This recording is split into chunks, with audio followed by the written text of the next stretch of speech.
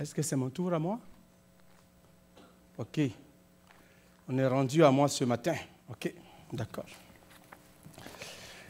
Bonjour à tous. J'espère que vous allez tous bien par la grâce de Dieu. Et j'espère que malgré la pandémie, vous avez passé de belles fêtes en famille par la grâce de notre grand et sauveur Jésus-Christ. Et ce matin, je voudrais vous souhaiter moi aussi, comme David l'a si bien fait tantôt, et pour ceux qui sont en Internet, qui suivent par YouTube, j'aimerais vous souhaiter la bonne année au nom du collège pastoral, des collaborateurs, du CA et de tous mes frères et sœurs. Et à mon nom personnel, nous voudrons vous souhaiter la bonne année 2022. Que Dieu vous bénisse et vous fortifie. Je voudrais aussi profiter de l'occasion ce matin pour remercier aussi toute l'équipe pastorale, les anciens, le collège des anciens, le CA et tous les ministères et les bénévoles et tous les collaborateurs des anciens et tous ceux qui font une œuvre dans l'ombre qu'on ne voit pas et ceux qui font le ménage. Nous voudrons profiter de cette occasion pour vous dire merci pour votre travail merveilleux. Parce que nous savons que l'année 2020 et 2021 n'a pas été facile. Depuis le mois de mars 2020 jusqu'à 2021, vous n'avez cessé de travailler dur avec la pandémie. Vous n'avez ménagé aucun effort pour que l'Assemblée chrétienne soit ouverte dimanche après dimanche, semaine après semaine, pour que l'œuvre de Dieu continue au Cap de la Madeleine. Et encore, nous vous disons merci pour cela. Ce matin, je voudrais parler réellement d'un sujet que nous connaissons. Beaucoup de gens connaissent ce sujet, mais je voudrais vous parler réellement d'avoir un nom, un bon nom. Mais avant cela, j'aimerais que vous sachiez, mes frères et sœurs, une minute, que la vie chrétienne n'est pas facile. La vie chrétienne n'est pas facile et ça ne le sera jamais. La vie chrétienne est continuellement un combat. Nous vivons ce combat tous les jours dans notre vie, chaque jour. Alors, donc, nous devons être prêts. Vous savez comme moi que les difficultés qui se présentent à nous cette année sont nombreuses. Et nous savons que la COVID n'est pas encore terminée. Et je ne veux pas en parler de la COVID parce que ce n'est pas mon sujet ce matin. Mais nous ne pouvons pas ne pas en parler parce que nous sommes encore retournés en confinement à cause de cette même COVID-là. Le monde entier est bouleversé à cause de cela. La COVID est venue bousculer nos habitudes. Elle est venue bouleverser nos façons de faire. Elle a fait beaucoup de victimes dans les familles, dans les villes, dans les pays, dans les églises. Les gens sont fatigués. Les gens sont fatigués et ils sont déçus de beaucoup de choses qui se passent autour de nous présentement. Nos dirigeants politiques sont dépassés par la situation malgré leur bonne volonté de nous aider. Les intentions sont bonnes, mais ils ne savent plus à quel saint se vouer. Ils sont continuellement à la recherche de solutions appropriées pour chacun de nous. J'entends et je vois chaque jour des gens qui ont peur. Je vois des gens qui sont frustrés. Je vois des gens qui sont dans la colère. Je vois la division au milieu et le découragement au milieu de notre population.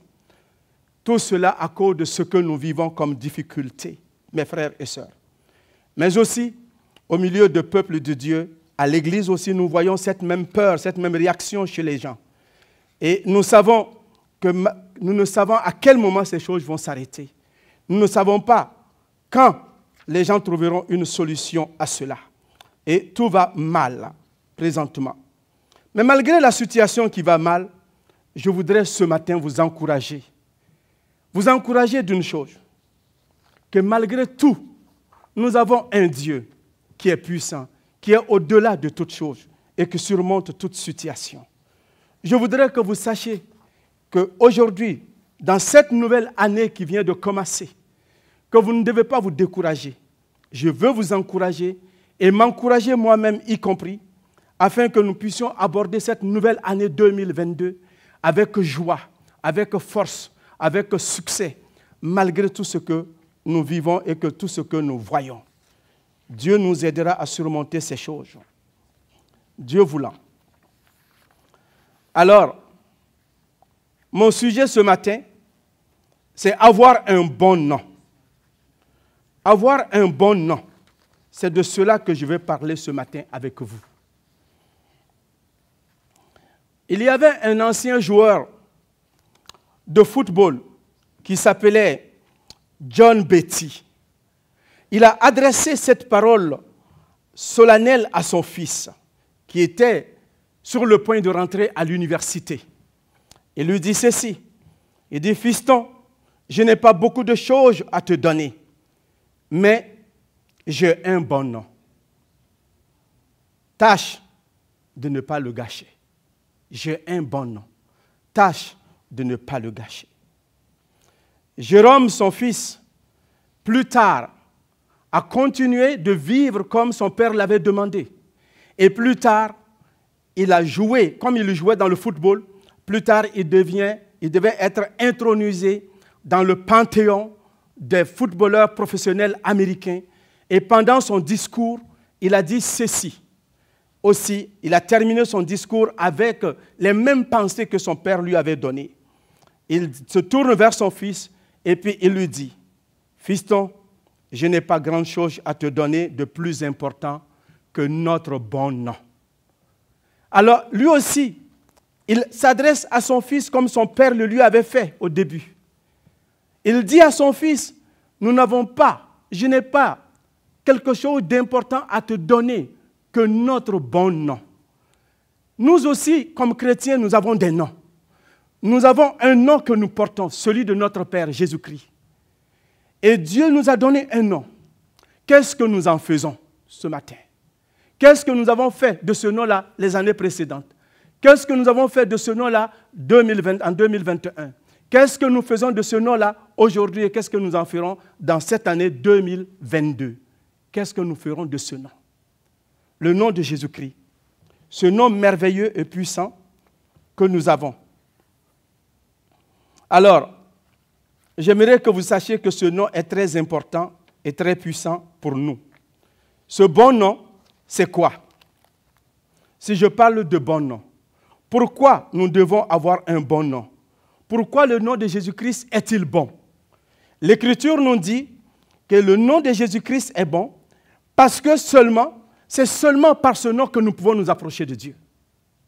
C'est seulement par le nom de Jésus-Christ nous pouvons nous approcher de Dieu pour demander, pour formuler une prière à Dieu, pour être exaucés dans ce que nous demandons. Si nous venons au nom de quelqu'un d'autre, nos prières ne seront pas exaucées. Il n'y a seulement qu'au nom de Jésus-Christ que Dieu peut nous écouter, que Dieu nous entend. Et c'est ce que la Bible nous dit. Quand nous regardons les Écritures, c'est ce qu'elle nous dit. De nous approcher de Dieu par le nom de Jésus-Christ. Et de tout ce que vous demanderez en mon nom, je le ferai, afin que le Père soit glorifié dans le Fils. Dans Jean 14, verset 13, et dans Jean 16, 24, il dit, jusqu'à présent, vous n'avez rien demandé en mon nom. Demandez, vous recevrez, afin que votre joie soit parfaite. Donc, c'est le nom par lequel nous pouvons nous approcher de Dieu. Sans ce nom, aucune demande n'est possible. Ça voudrait dire que quoi? Tu ne peux pas terminer ta prière en disant, c'est au nom de Moïse que j'ai prié. Dieu ne t'écouterait pas. Si tu pries et qu'à la fin tu dis, c'est au nom de Christian Leclerc que j'ai prié, Dieu ne t'écoutera pas. Pourquoi? Parce que ces noms-là ne disent rien devant Dieu par rapport à celui de Jésus-Christ. Amen. Alors, deuxièmement, pourquoi le nom de Jésus-Christ est très important pour nous? Le nom de Jésus-Christ est important parce que c'est seulement ce nom-là qui sauve. Et la Bible nous dit dans Jean et dans Acte 4, 12, il dit, car il n'y a sous le ciel aucun autre nom qui a été donné parmi les hommes par lequel nous devons être sauvés, si ce n'est le nom de Jésus-Christ. Et quand nous regardons dans Jean chapitre 1, verset 12, il nous dit ceci, mais à tous ceux qui l'ont reçu, à ceux qui croient en son nom, elle a donné le pouvoir de devenir enfants de Dieu. Donc, le nom de Jésus-Christ sauve.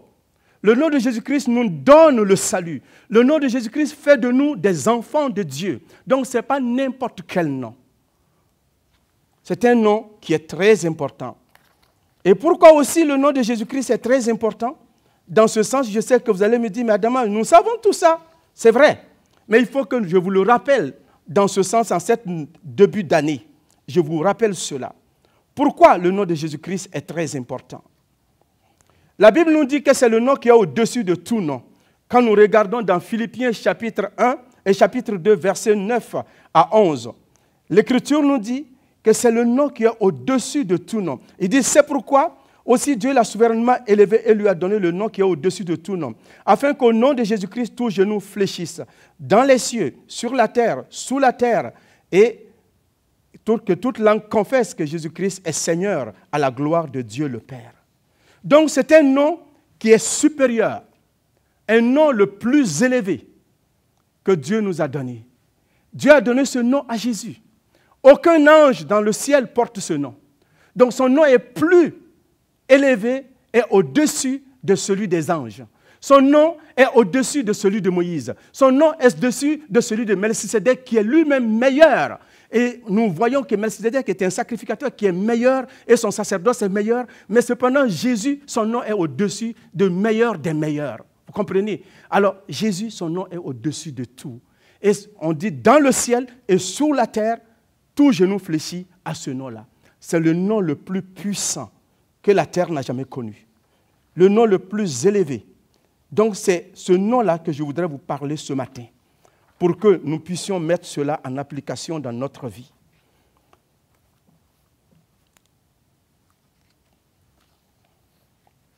Alors, nous savons que ce nom est important. Nous venons de voir que le nom de Jésus-Christ est important. Avoir un nom, c'est important. Et avoir ce nom-là, pourquoi c'est important aussi? Parce que le nom nous permet de nous désigner. Le nom permet d'identifier quelqu'un. Le nom permet aussi de dire qui est la personne. Et au travers de son nom, on peut savoir qui est la personne. Au travers de son nom, on peut savoir sa position. Et dans certaines cultures même, le nom nous dit qui est la personne. Nous voyons dans Matthieu au début, la Bible nous dit que quand Jésus devrait naître au monde, et un ange a été envoyé pour parler à Marie, on dit il sera appelé Emmanuel, Dieu avec nous. Le nom qu'on lui a donné. Donc ce n'est pas un nom qui a été choisi au hasard. C'est Dieu lui-même qui a choisi ce nom-là. Parmi des milliers ou des millions de noms dans le monde, il a choisi ce nom pour que son fils puisse le porter. Donc ce n'est pas un nom bidon.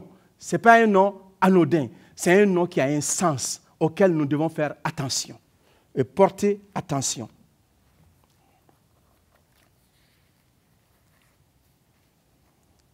Alors, ceci étant dit, quand nous regardons cela, alors qu'est-ce que nous devons faire avec ce nom?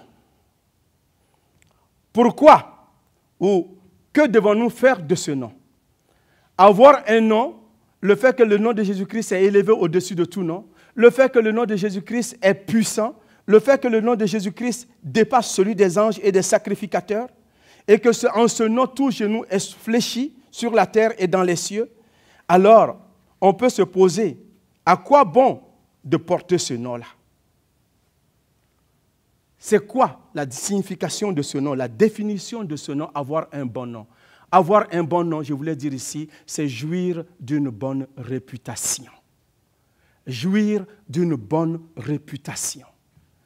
On dit, ne gâte pas mon nom, comme M. Johnny a dit à son enfant. Tu rentres à l'université, je n'ai rien à t'offrir, mais ce que j'ai à te donner, c'est mon bon nom. Alors, tâche de ne pas le gâcher.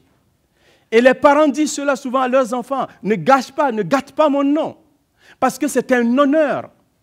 Alors j'aimerais que, malgré la pandémie, les difficultés que nous vivons, je voudrais que nous ne soyons pas divisés à cause de cela, que nous soyons unis, que nous soyons solidaires, que nous soyons unis comme Église autour du nom de Jésus-Christ, que nous laissons les autres discuter les sujets qui ne nous concernent pas, parce que nous, en tant qu'Église, nous avons une mission, nous avons un but, nous avons un objectif à atteindre. Et quand nous sommes ici chaque dimanche pour adorer, c'est pour adorer celui qui est mort à la croix pour nous et ressuscité. Nous sommes là pour lui. C'est pourquoi nous ne devrons pas prendre les choses à la légère. Nous devrons prendre tout cela au sérieux, frères et sœurs. Donc ce nom de Jésus-Christ qui est puissant est adressé à nous aussi. Nous portons ce nom. Nous ne pouvons pas dire, bon, ça concerne Jésus, mais moi, qu'est-ce que j'ai à voir dans ça? Ce que nous avons à voir dedans, c'est parce que nous sommes appelés enfants de Dieu, nous aussi.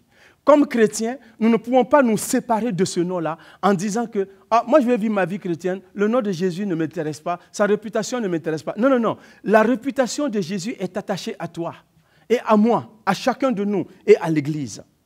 Et j'aimerais que nous regardions dans Colossiens chapitre 3, notre texte d'aujourd'hui. Je voudrais que nous le lisions ensemble. S'il vous plaît, donnez-moi une minute de le trouver, mon passage. Colossiens chapitre 3, nous allons le regarder ensemble à partir du verset 12.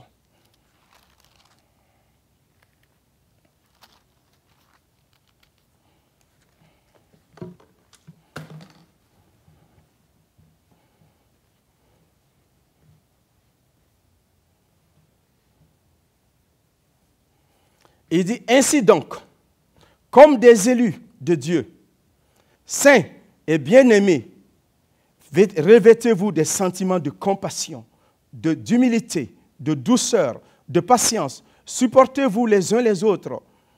Après, supportez-vous les uns les autres si l'un a sujet de se plaindre. Et pardonnez-vous réciproquement. De même que Christ vous a pardonné, vous pardonnez-vous vous aussi. Par-dessus toutes ces choses, revêtez-vous d'amour, de l'amour qui est le lien de la perfection.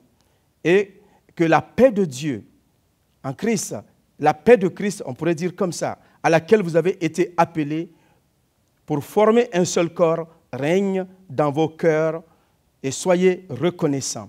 Verset 16, il dit que la parole de Christ demeure en vous dans toute sa richesse. Instruisez-vous, exhortez-vous les uns les autres en toute sagesse par des psaumes, par des hymnes, par des cantiques spirituels, chantant à Dieu de tout votre cœur en vertu de sa grâce. Et quoi que vous fassiez, en parole ou en œuvre, faites tout au nom du Seigneur Jésus, en rendant par lui des actions de grâce à Dieu le Père. Et c'est ce que l'Écriture nous dit ici. Pourquoi le nom de Jésus-Christ est important et est attaché à nous? Ici, au premier verset, quand nous regardons dans le verset 12, nous regardons cela, il dit ainsi, comme des élus, comme des saints, comme des bien-aimés. Ça voudrait dire quoi? Que nous sommes, en tant que chrétiens, le nom de Christ est attaché à nous. Nous sommes des saints devant Dieu. Nous sommes des élus, c'est-à-dire quoi? Des gens choisis. Saints, des gens mis à part. Bien-aimés, des gens qui sont l'objet de l'amour de Dieu. Et c'est ce que nous sommes. Alors c'est pourquoi Dieu nous choisit. Et quand il nous a choisis, nous devons marcher dans cette vérité. C'est pourquoi l'amour de Dieu est attaché à nous. C'est pourquoi le nom de Dieu est attaché à nous. C'est pourquoi la réputation de Dieu est attachée à nous. Quand je pose un geste inapproprié, ça rejaillit sur la réputation de Dieu. On dit quoi? C'est un enfant de Dieu. Ah, c'est un chrétien. Il va dans telle église. Il est pasteur dans telle église. Ou il est responsable dans telle église. Donc, nous ne pouvons pas nous esquiver en disant que nous sommes enfants de Dieu, mais que la réputation de Dieu n'est pas attachée à nous, que nos actions n'ont pas de répercussions sur l'assemblée ou sur la gloire de Dieu. C'est ce que l'Écriture nous dit ici. Nous devons porter ce bon nom parce que le nom de Jésus-Christ est attaché à nous, parce que nous sommes enfants de Dieu. Alors, que devons-nous faire pour préserver ce bon nom de Jésus? Porter le bon nom, c'est un. Mais préserver ce nom-là, c'en est une autre. Comment je peux porter et préserver ce nom? L'Écriture nous dit ici, il nous donne 7 affaires qu'on peut faire pour porter ce nom-là dignement en 2022 et puis pouvoir garder ce nom-là en nous, dans la dignité, avec notre Dieu. J'aimerais que nous regardions cela ensemble. Dans le verset 12, on continue. Il dit, revêtez-vous des sentiments de compassion, premièrement. Nous devons revêtir la compassion. Donc, le nom de Jésus-Christ est donné ici comme un vêtement pour nous, si je peux m'exprimer comme ça. C'est une métaphore. Nous devons revêtir cela. La gloire, la réputation de Christ qui est attachée à nous. Et si nous voudrons la protéger, nous devons nous revêtir de compassion. Mais avant, l'apôtre Paul demande aux chrétiens de Colosse de se dépouiller des mauvaises actions de la vieille nature. Mais maintenant, ici, il demande de s'habiller, de porter d'autres choses, le nouvel homme, régénéré en Jésus-Christ, crucifié et ressuscité avec Christ. Ce nouvel homme-là, il porte des tenues qu'on appelle la compassion, qu'on appelle la bonté. Et cette compassion-là, ça donne quoi? Avoir de la compassion. Quand j'ai de la compassion, c'est d'avoir de l'empathie, de la sympathie pour les autres. C'est un amour profond qui va au-delà de nous-mêmes. Ça va profondément dans nos entrailles. Et quand nous disons ça, les Hébreux, quand ils parlaient qu'ils avaient de la compassion, le ventre était le siège de la compassion. Alors, avoir de la compassion, c'est avoir un amour profond en nous-mêmes, des émotions, des sentiments au fond de nous pour les autres. La bonté. Nous devons non seulement avoir de la compassion, mais avoir de la bonté. La bonté, c'est l'expression de l'amour en pratique. La bonté n'est rien d'autre que la manifestation de l'amour physiquement envers quelqu'un d'autre. Quand j'ai de la bonté. Et troisièmement, avoir de l'humilité. L'Écriture nous dit, humiliez-vous donc dans 1 Pierre 5,5. Il dit, de même vous qui êtes jeunes, soyez soumis aux anciens et tous dans vos rapports mutuels. Revêtez-vous d'humilité car Dieu résiste aux orgueilleux, mais il fait grâce aux humbles. Donc, l'humilité, ça s'adresse aux chrétiens entre notre relation avec Dieu. Nous devons nous humilier sous la puissante main de Dieu. Jésus-Christ, dans Philippiens chapitre 2, s'est humilié, est descendu plus bas pour être élevé. Il a fait ça pour qui? Pour Dieu. Mais dans nos rapports mutuels entre nous, est-ce qu'il y a un aspect d'humilité qu'on doit avoir? Oui. Nous devons être aussi humbles les uns envers les autres. Nous devons nous humilier dans certaines situations aussi. Se soumettre les uns aux autres. Marcher les uns avec les autres. Et ça, c'est très important de ne pas oublier cela si on veut garder cette bonne réputation de Jésus-Christ dans notre vie de tous les jours en 2022. Non seulement nous devons avoir de la compassion, avoir réellement de la bonté et de l'humilité, mais nous devons aussi avoir de la douceur. De la douceur. Être doux à l'égard des autres. Avoir de la tendresse envers les autres. Avoir de la douceur, c'est le contraire d'être impulsif. Quand quelqu'un est impulsif, on dit mais il n'est pas doux. On veut avoir de la douceur les uns envers les autres. En 2022 plutôt, à l'Assemblée chrétienne du Cap de la Madeleine. Avoir de la douceur les uns envers les autres. Mais aussi avoir de la patience. Et cette patience nous parle de quoi? Ça voudrait dire que quand je suis patient, la patience, ça voudrait dire savoir attendre. Savoir attendre le temps de Dieu. Savoir attendre les moments opportuns. Savoir aussi endurer. Être patient, c'est aussi d'être capable d'endurer.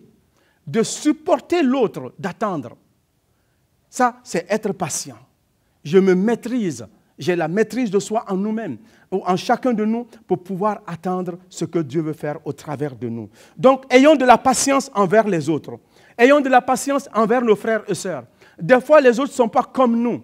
Ils ne se coiffent pas comme nous. Ils ne s'habillent pas comme nous. Ils ne mangent pas comme nous. Ils ont une autre façon de faire. Mais nous sommes appelés à travailler ensemble. Mais nous devons avoir de la patience. Pourquoi? Parce que nous ne sommes pas parfaits. Pourquoi? Parce que nous avons tous des défauts. Pourquoi? Parce que nous sommes continuellement en changement avec Dieu. Dieu est en train de transformer notre vie pour nous amener à la stature parfaite de Jésus-Christ. Alors si nous n'avons pas cette patience en nous, nous allons être des gens qui vont faire un frein à l'œuvre de Dieu dans notre vie et des fois dans la vie des autres. Parce qu'on va les bousculer là où Dieu voudrait qu'on soit patient envers eux. Non seulement il faut avoir de la patience les uns envers les autres, il continue au verset 13. Il dit, mais supportez-vous les uns les autres. Si l'un a sujet de se plaindre, pardonnez-vous réciproquement comme Christ vous a pardonné. Vous aussi, pardonnez-vous. Alors, supportez-vous les uns les autres. Ça voudrait dire que je peux avoir des gens dans l'église, dans ma famille, dans mon travail, dans mon entourage, qui me tapent sur les nerfs. Et qu'est-ce que je fais? La Bible dit de le supporter. Quand mon frère est dans l'église, ma soeur dans l'église, ne fait pas les choses comme ça devrait être fait. Qu'est-ce que Dieu me demande de faire? D'être patient, mais de le supporter. Je dois le supporter. Et supporter les uns les autres sont liés à tout ce qui a été cité au-dessus déjà dans les versets suivants, précédents. Les versets précédents sont la base de ce que nous venons de suivre. Supportez-vous les uns les autres.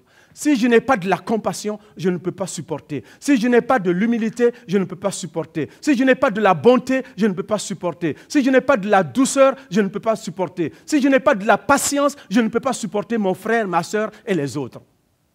Alors ça prend beaucoup de patience et beaucoup de toutes ces qualités-là, ces vertus-là, pour que nous puissions vivre ensemble comme chrétiens. Nous sommes tous des pécheurs régénérés, des pécheurs pardonnés. Nous ne sommes pas parfaits, mais nous tendons vers la perfection. Nous avons encore beaucoup de chemin à faire. Voilà pourquoi nous devons être patients, nous devons pouvoir nous supporter les uns les autres dans l'Église. Tu arrives, on te dit, il faut porter le masque. Mon frère, ma soeur, s'il te plaît, ne discute pas, porte le masque. C'est pour ton bien et c'est pour le bien de tous. Des fois, ça peut être redondant quand notre frère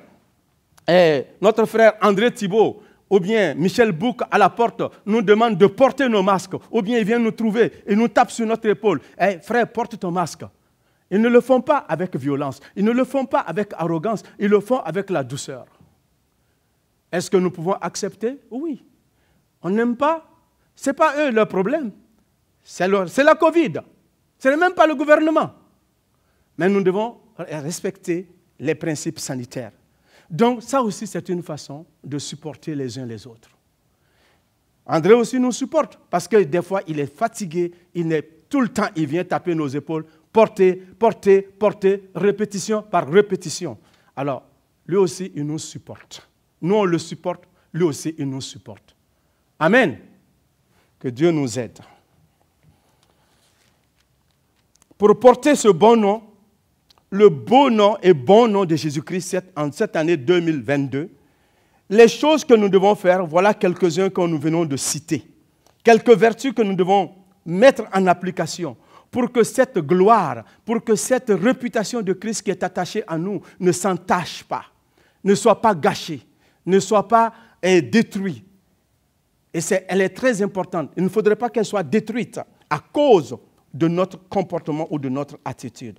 Qu'est-ce que l'apôtre Paul continue de dire aux Colossiens dans ce sens-là? Il continue non seulement de faire cela, mais nous devons aussi nous pardonner. Si j'ai le sujet, j'ai l'objet, j'ai une raison de me plaindre, peut-être même que j'ai raison à 100% sur toute la ligne. Peut-être même que si j'amenais ça devant les anciens, j'aurais toute la raison. Devant les tribunaux, j'aurais raison. Mais Dieu dit, pardonnez-vous. Pardonnez-vous réciproquement. Comment? Comme Dieu nous a pardonné. La mesure du pardon n'est pas mes critères à moi, ne sont pas les standards que moi je me donne, ne sont pas les standards que les autres donnent, mais la mesure du pardon ici, c'est à la mesure du pardon de Jésus-Christ. Comment j'ai été pardonné? Et je dois pardonner mon frère à cette même mesure-là, à la hauteur du pardon de Dieu. Ce n'est pas, je dis, moi là, j'aurais voulu pardonner, mais je ne suis pas capable, je ne veux pas pardonner. Non, parce que le chrétien, comme on vient de le dire, vous êtes élus de Dieu, vous êtes saints de Dieu, des mis à part, vous êtes les bien-aimés de Dieu, c'est-à-dire des gens qui font l'objet de l'amour de Dieu. Il n'y a pas de la place pour la rancune dans ce peuple-là, dans ce milieu-là. Comme chrétien, il ne devrait pas avoir de la place pour la rancune. Il ne devrait pas avoir de la place pour l'amertume. Il ne devrait pas avoir de la place pour le murmure dans nos cœurs. Contre un frère, contre une sœur, contre un responsable, contre qui que ce soit. Pourquoi? Parce que Dieu nous a donné les outils pour résoudre ce problème. Il dit, pardonnez-vous réciproquement à la mesure que Christ nous a pardonné. Combien de fois Christ te pardonne par jour? Combien de fois Christ t'a pardonné? Et combien de fois nous devons pardonner les autres? Nous n'avons même pas à compter. Si nous tenons compte de la mesure du pardon que Dieu nous accorde, alors je n'ai même pas à me poser la question, ouais, il m'a fait ça, il m'a fait ça, il m'a fait ça, il m'a fait ça. Je ne compte pas. Je pardonne autant de fois que les fautes se présentent. Pourquoi? Parce que moi aussi j'offense d'autres personnes, ils me pardonnent. Parce que moi aussi j'offense Dieu tous les jours, je lui demande pardon. Et je m'en vais me tenir devant lui, je demande pardon. Il ne me dit pas, tu as fait ça hier, hein? Avant-hier tu as fait ça. Non, non, non, il me pardonne si je suis sincère. Donc un véritable pardon, ce n'est pas le pardon qui est fait à ta mesure à toi, selon ton standard à toi, mais le véritable pardon qui libère le chrétien, qui fait du bien à un enfant de Dieu, qui permet au peuple de Dieu d'être uni, qui permet au peuple de Dieu de marcher d'un même pas, qui permet au peuple de donner gloire à Dieu, qui permet au peuple de Dieu de glorifier Jésus-Christ et de donner une bonne, c'est-à-dire de porter une bonne réputation. La bonne réputation de Christ, c'est un pardon à la mesure de celui de Dieu lui-même. Quand nous pardonnons à la hauteur du pardon de Dieu, vous savez ce que ça fait? L'impact de cela, c'est la paix, c'est la tranquillité, c'est la joie. Et on peut chanter, on peut passer de bon temps ensemble. Et c'est pourquoi, dans le texte, il nous dit, par-dessus tout ça, par-dessus toutes ces vertus qu'on a citées au départ, il dit, revêtez-vous de l'amour, qui est le lien de la perfection. C'est ce qu'il nous dit au verset 15. Revêtez-vous de l'amour. Prenez l'amour, ajoutez sur ça. Qu'est-ce que ça voudrait dire? Que toutes ces vertus-là, qui ont été citées tout à l'heure, sont basées sur l'amour. Si j'ai tout ça, si je n'ai pas l'amour, c'est faible. Et c'est ce que l'apôtre Paul nous dit dans 1 Corinthiens, chapitre 13. Il dit, si je me donne complètement pour être brûlé, si cela n'a pas été fait par l'amour, ça ne vaut rien. Il nous dit, si je donne tous mes biens aux pauvres, si je ne l'ai pas fait par amour, ça ne vaut rien. Si je sers à l'église, si je donne tous mes dons, si je sers à l'église avec tous les dons et les talents que j'ai dans l'église, que Dieu m'a donné, si cela n'est pas fait avec de l'amour, ça ne vaut rien. Donc vous voyez que ici, les vertus qui ont été citées, les Colossiens devraient les mettre dans leur vie, mais ils devraient par-dessus cela ajouter l'amour comme ingrédient principal. Pour que tout soit bon, pour que tout fitte bien. L'ingrédient essentiel qui permet à une église, à un peuple de Dieu, de fonctionner à la limite et à la valeur de la gloire de Dieu. C'est ce qu'on nous demande ici. Avoir un bon nom. Alors, si tu veux avoir un bon nom, c'est d'avoir ces critères-là, ces vertus-là dans ta vie. Si tu n'as pas un bon nom, que tu veux l'obtenir, c'est comme ça qu'il faut que tu vis en 2020, que nous vivons en 2022. Et si nous avons ce nom-là déjà, que Christ nous a donné, nous voudrons le conserver, préserver ce nom, préserver cette bonne réputation et continuer d'être le peuple de Dieu qui a de l'impact dans notre société, alors nous devons continuer de vivre comme ça, en 2022. Les uns avec les autres, dans nos foyers, dans notre travail, avec nos enfants, que les gens nous voient ou ne nous voient pas. Si nous fonctionnons comme ça, nous allons donner gloire à Dieu. Le verset 15 à la fin, il nous dit ici, il dit que la paix de Christ à laquelle vous avez été appelés pour former un seul corps règne dans vos cœurs. Soyez reconnaissants. La reconnaissance, nous sommes appelés à la paix. Christ n'a pas appelé, il ne nous a pas réunis pour faire la guerre. Il nous a appelés à sa paix. Il nous donne une paix dans laquelle nous devons vivre ensemble. Mais dans cela aussi, il nous appelle d'être reconnaissants. La reconnaissance, c'est quoi? La reconnaissance, c'est l'inverse de l'ingratitude. C'est le contraire de l'ingratitude. Et quelqu'un qui est reconnaissant, qui va compter tous les bienfaits de Dieu tous les jours, n'aura pas le temps de pouvoir murmurer, de critiquer, de déblatérer, de faire des ragots sur les autres, de se fâcher, le gouvernement a fait ça, le gouvernement n'a pas fait ça, nos anciens ont fait ci, les anciens n'ont pas fait ça. Il n'a pas le temps pour ça, parce qu'il passe son temps à compter tellement les bienfaits de Dieu, la grâce de Dieu qui surabonde dans sa vie tous les jours, et que ça le pousse à la louange et à l'adoration. Ça le pousse à la louange et à l'adoration. C'est ce que l'Écriture nous dit ici. Soyons reconnaissants. Reconnaissants par rapport à quoi? Reconnaissants par rapport à la grâce de Dieu. Reconnaissants par rapport au salut que Dieu nous a donné. Reconnaissants par rapport à tout ce que Dieu fait dans nos vies de tous les jours. Si nous sommes reconnaissants, alors ça va agir dans notre vie. Verset 16, maintenant. Et nous dit, dans ce cas, il dit, que la parole de Dieu, que la parole de Christ demeure en vous dans toutes ses richesses. Instruisez-vous et exhortez-vous les uns les autres en toute sagesse, par des psaumes, par des hymnes, par des cantiques spirituels, par des chants, en chantant à Dieu dans vos cœurs en vertu de la grâce. En vertu de la grâce, excusez-moi. Je reprends, s'il vous plaît, excusez-moi.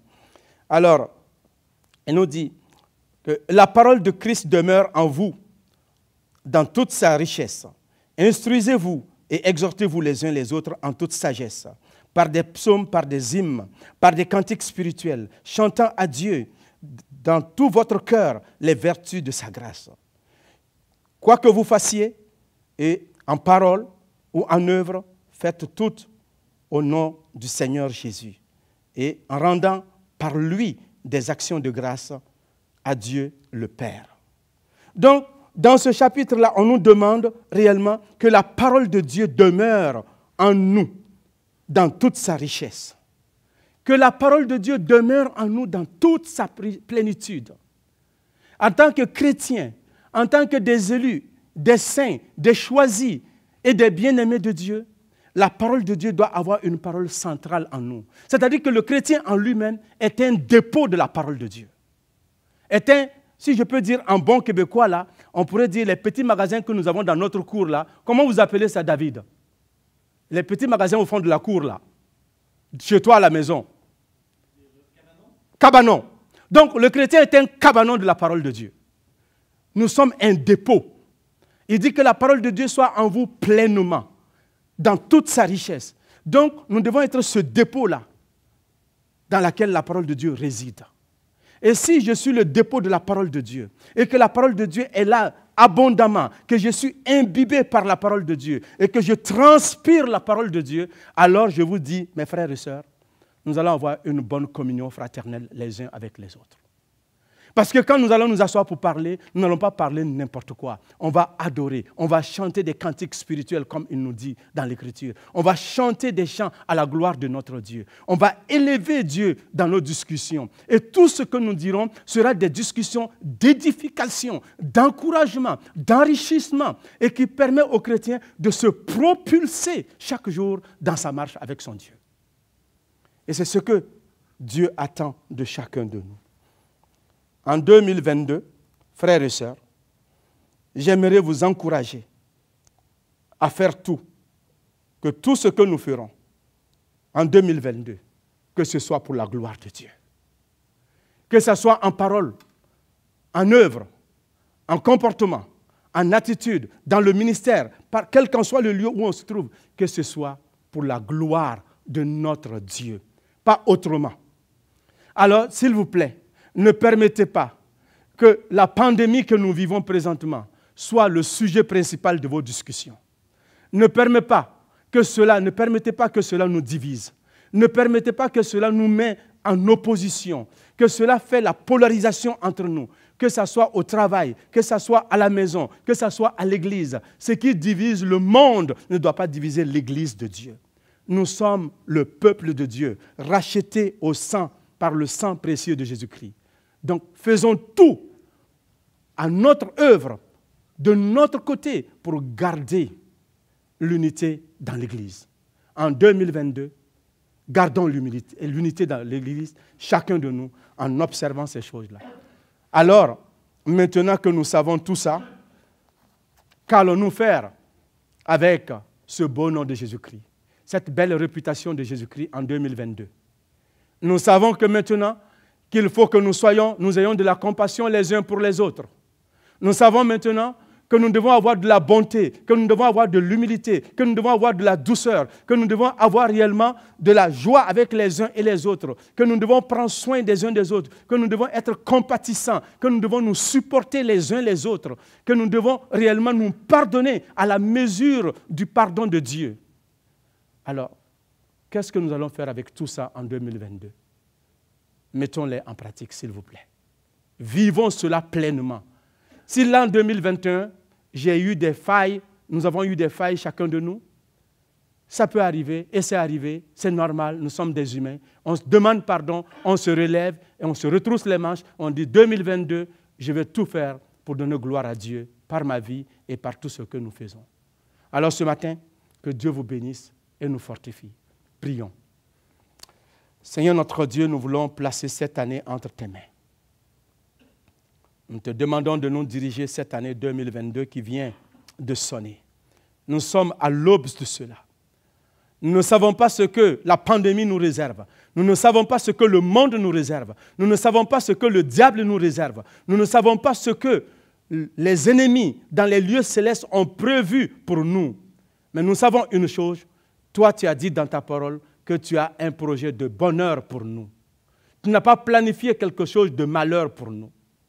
Alors nous voudrons compter sur ton œuvre. Nous voudrons compter sur ton Fils. Nous voudrons compter, Seigneur, sur ton sang qui a coulé à la croix, afin que cette année 2022 soit une année meilleure, une année dans laquelle ton nom est glorifié, une année dans laquelle, Seigneur, ton peuple va marcher d'un même pas dans l'unisson et pour te donner gloire. Fais-nous du bien. Au nom et pour la gloire de Jésus-Christ, nous t'avons prié. Amen. David.